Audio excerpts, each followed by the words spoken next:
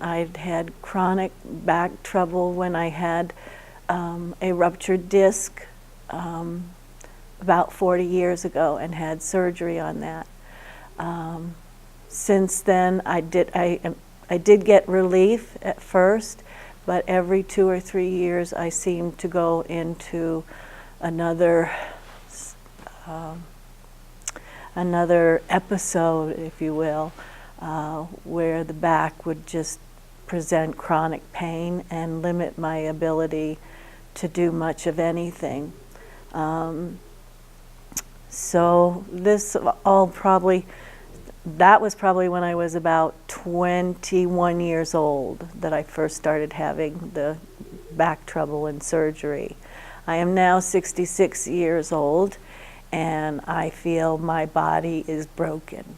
I get very worried because I hear so much about the opioid crisis, and I try to be very cautious about taking it because clearly no one wants addiction. But when you're in pain, that's what your doctor is there to help you. And not necessarily by pills, but I've done physical therapy, I've done injections, I've done chiropractor. I have done all those non-invasive ways of not having surgery for all these various body parts that are crumbling on me. But the medication is also very helpful. It's just particularly rough for me today, having just lost my brother yesterday to what I believe was pain, just unable to get any relief, and got to the point where that's it. I give up. I can't do it anymore. Marty was 69 years old. And I just discovered yesterday that he died. Marty suffered chronic pain at least the last 10 years of his life.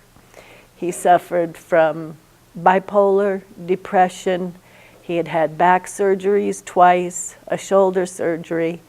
In September, he fell from a tree while trying to trim branches and broke his pelvic and shattered his hip socket. So he had surgery then. He was in a medical facility for a while to recover, but naturally was anxious to get home. And the problems that he suffered from was that he could not get help for his pain. He had been diagnosed as schizophrenic, bipolar. He wasn't schizophrenic. He was considered an alcoholic, and yes, he was an alcoholic, but he hadn't drank in over 25 years. But because of these diagnoses and the fact that he had been chronically on pain medication for all these years, doctors did not want to see him.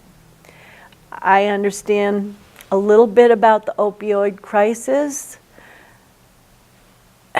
and I'm feeling, it's just my feeling, that many doctors don't want to take on patients who have this chronic pain because of the paperwork that they're required to do. I know the last time I had a prescription from Dr. Annie for hydrocodone, I had to go and have a urinary test. I had to show up whenever she called to show how many pills I have. And so the regulations are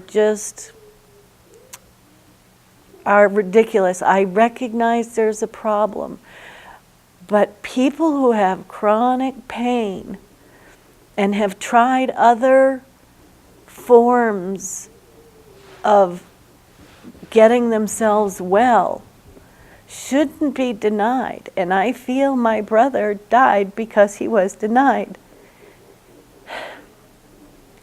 The only way he could get medication was if he went to emergency or to a clinic in just horrific pain.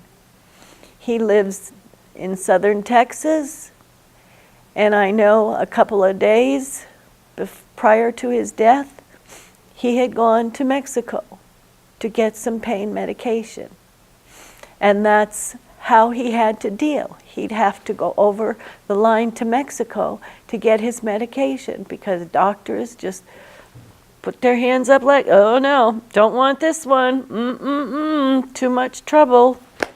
Fortunately, I have not had that experience. I have had a very understanding, supportive doctor who really gets me, who understands that I seriously want to avoid addiction, that I'm very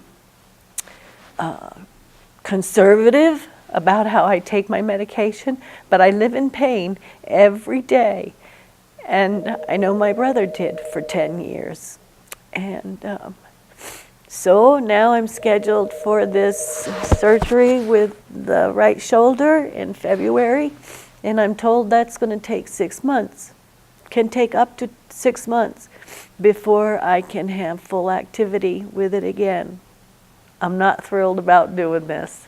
It puts yourself right out there with the openness of your hurt and your pain. But if it helps at all, then I'll be happy that I did it.